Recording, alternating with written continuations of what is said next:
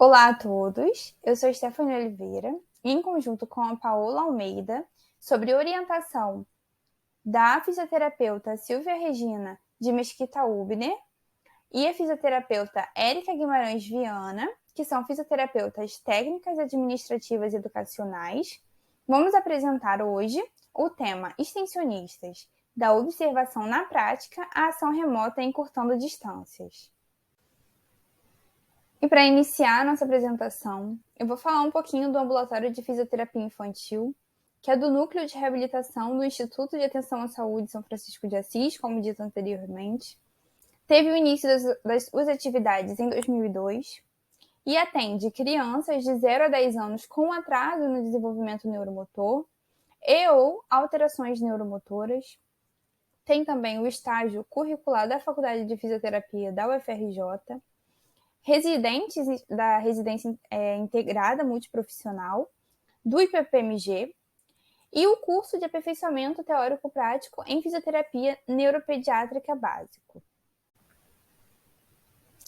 Falando agora um pouquinho especificamente sobre o curso de aperfeiçoamento teórico-prático em fisioterapia neuropediátrica básico, temos como conteúdo programático 180 horas, sendo 40 horas de aulas teóricas, 120 de prática sob preceptoria em ambulatório, 20 horas de atividade à distância. E esse curso oferece semestralmente, mediante o processo seletivo, 12 vagas para cursistas, que são profissionais, graduados e devidamente registrados no CREFITO, e 4 vagas para extensionistas, que vão ser responsáveis por observar as práticas ambulatoriais e realizar um aprendizado nas atividades organizacionais e administrativas. Além disso, temos o público externo, que são os pacientes do Ambulatório de Fisioterapia Infantil, no Instituto de Atenção à Saúde São Francisco de Assis, seus familiares, os alunos cursistas e os professores que são convidados ao longo do período. Como dito anteriormente, a maior parte do curso teórico-prático em fisioterapia neuropediátrica básico, assim como as atividades ambulatoriais, elas eram essencialmente práticas e presenciais, anteriormente à pandemia, e elas tiveram início em fevereiro de 2020, com o início das atividades do semestre, só que com a declaração da pandemia, a partir de março de 2020, foram instituídas medidas protetivas de isolamento social e foi impossibilitado o retorno presencial com as atividades no ambulatório, onde teve que ser interrompido as atividades das cursistas, dos estagiários e também das extensionistas. Então, a partir daí, desse agravamento da pandemia e da impossibilidade do retorno presencial às atividades, foi necessário buscar medidas que permitissem um acompanhamento desses pacientes. E aí, o COFITO estabeleceu a permissão para o atendimento não presencial, tanto na modalidade teleconsulta, como teleconsultoria e telemonitoramento. Focando no telemonitoramento, que é o acompanhamento à distância de paciente atendido previamente no presencial, esse modelo foi utilizado pelo ambulatório para permitir o acompanhamento das crianças que antes da pandemia eram atendidas de forma presencial. E aí o que fazer, devido à situação se agravar e inviabilizar a retomada das atividades presenciais, a fisioterapeuta Silvia Ubner, assim como a fisioterapeuta Érica Viana, tomaram medidas para poder continuar o contato com essas famílias, assim como com esses alunos, de maneira a manter de forma remota essas atividades. E aí foi necessário uma adaptação nas atividades ambulatoriais para poder manter de forma remota, tanto com os alunos quanto com as famílias, as atividades que eram realizadas antes presencialmente. E aí foi utilizado para poder auxiliar essa nova adaptação, os recursos digitais. E logo nas primeiras semanas foi utilizado o recurso do WhatsApp para contato tanto com as mães quanto com os alunos. Para essas mães, foram enviados cartilhas construídas nas turmas anteriores, que eram cartilhas de orientação individual para atividades domiciliares, onde essas mães elas iriam receber informações do que realizar com seus filhos nesse início de pandemia. Já com os alunos, foi realizado discussões das avaliações que foram feitas durante o período presencial e que agora, como estava tudo remoto, eles foram atualizando essas avaliações de acordo com tudo que já havia feito no presencial lá no começo de fevereiro. Olá, boa noite. Me chamo Paola de Almeida e também sou aluna extensionista. Agora eu vou dar continuidade à apresentação falando das atividades exercidas por nós extensionistas. Nós realizamos a produção de cartilhas baseadas em educação e saúde.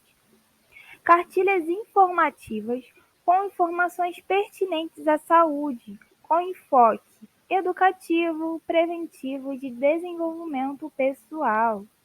Também desenvolvemos cartilhas com temas relacionados às demandas das famílias de crianças portadoras de deficiência neuromotora.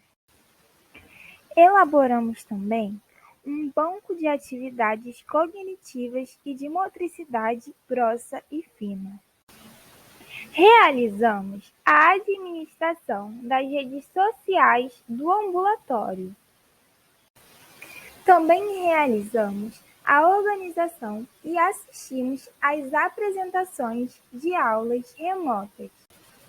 E auxiliamos as alunas cursistas na construção de cartilhas de orientação individual para atividades domiciliares.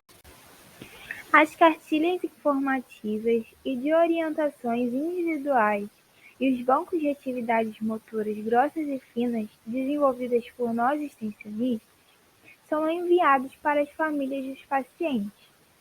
Nesse slide podemos ver um resumo da organização com as famílias, que aborda o tempo de março de 2020 a agosto de 2021, onde era realizado o contato, o monitoramento e o recebimento de informações das crianças.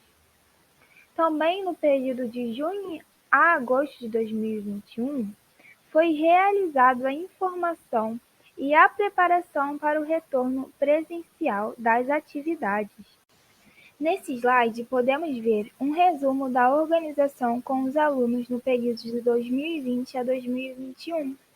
Os alunos cursistas, residentes e estagiários de graduação permaneceram em suas atividades remotas.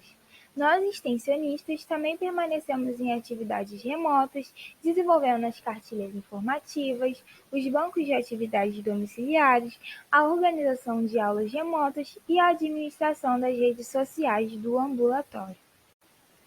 Para a realização de nossas atividades, nós utilizamos os seguintes recursos. Utilizamos o aplicativo Canva, que permitiu a gente criar as cartilhas e os bancos de atividades. Utilizamos o Trello, que é um aplicativo de organização de projeto, e neles estão contidas todas as informações referentes à ação de extensão, onde todos nós podemos ter acesso.